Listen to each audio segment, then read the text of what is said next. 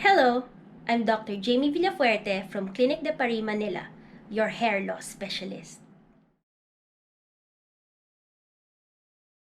Depende ito sa kung ano ang sanhi ng hair loss. Kapag nutritional, hormonal o stress-related, tinitreat natin ang sanhi. Nasa mahigit kumulang 90% ng pagkakalbo o pagkanipis ng buhok ay androgenetic alopecia. Merong mga gamot katulad ng minoxidil, finasteride at sopalmeto. Ngunit, ang ultimong treatment para sa androgenetic alopecia ay hair transplant. Ang pinakabagong hair transplant technique ay ang Advanced FUE na exclusive lamang dito sa Clinique de Paris. If you have any more questions about hair loss, do not hesitate to click or call and we will be happy to help you with your virtual consultation.